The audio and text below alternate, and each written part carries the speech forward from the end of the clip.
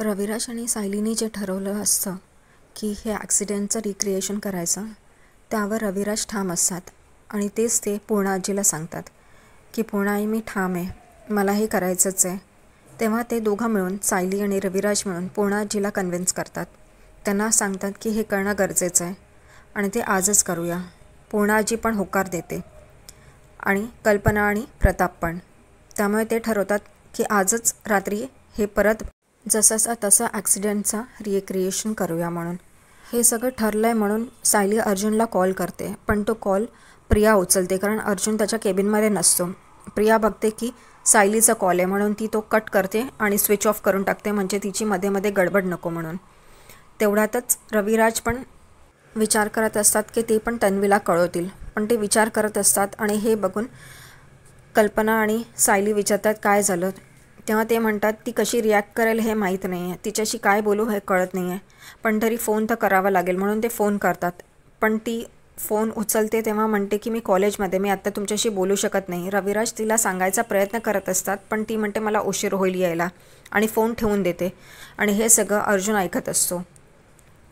सायली आणि कल्पना विचारतात काय झालं, तन्वी काय बोलली, तर ते बोलतात की तन्वीचा आज एक्स्ट्रा लेक्चर आहे त्यामुळे तिला उशीर होणार आहे यायला. तर पूर्णा आजी लगेच म्हणतात मग हे आपण उद्या करूया. तेव्हा सायली त्यांना विचारते पूर्णा आजींना की तुमचं उद्यापर्यंत हे मत तर नाही बदलणार ना, जे तुम्ही आज हो म्हणलं आहे तर उद्या तर नाही असं म्हणणार नाही ना. तेव्हा पूर्णा आजी म्हणते नाही, माझं मत ठाम आहे.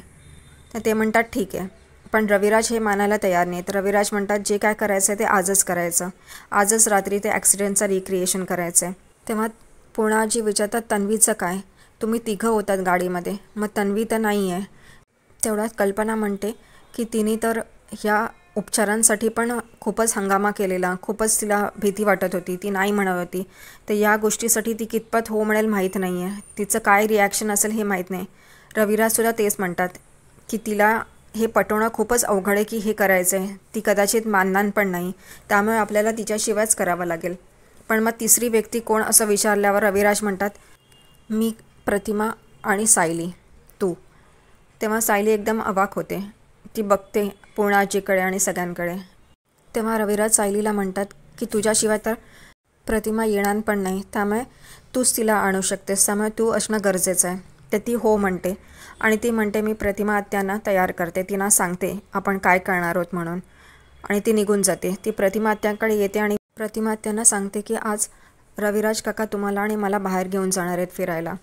तेव्हा प्रतिमा एकदम विचारात पडते. तेव्हा ती म्हणते की हे ॲक्सिडेंट जो तुमचा झाला आहे आणि त्यामुळे तुमची स्मृती गेली आहे तेच परत घडवणार आहे, त्यामुळे तुम्हाला तुमची स्मृती परत मिळेल. हे ऐकून प्रतिमा एकदमच घाबरते. तेव्हा सायली म्हणते घाबरू नका, मी आहे ना तुमच्यावर, माझ्यावर विश्वास ठेवा, हे 1 तासाचंच काम आहे, आपण 1 तासात परत येऊ. तेव्हा प्रतिमा हो म्हणते आणि ते निघायला लागतात. तेव्हा अंगणात जसंचा तसं त्यावेळेला घडलं होतं तसंचा तसं ते परत तेच बोलतात आणि तेच घडतं. त्या प्रतिमाला ते ऐकून काहीतरी आठवल्यासारखं वाटत असतं.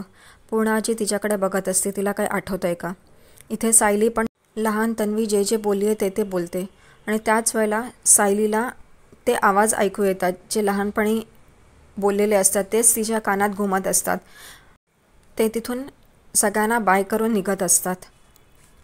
दुसरीकडे अर्जुन प्रियाला कॉफी करण्यासाठी पाठवतो आणि सांगतो तूच कॉफी कर, कारण तुझ्या हातची कॉफी मला खूप आवडते. ती कॉफी करायला निघून जाते. तेवढ्यात अर्जुन फोन करून चैतन्याला बोलवतो केबिनमध्ये.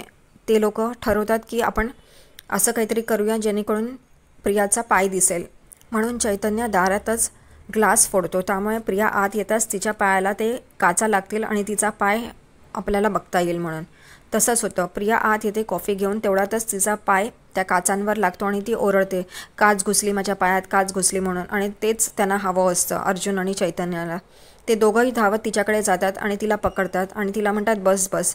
प्रियाच्या बरोबर उजव्या पायातच काच घुसलेली असते, त्यामुळे अर्जुनला बरं वाटतं, आता त्या निमित्ताने तो तिचा पाय बघू शकेल.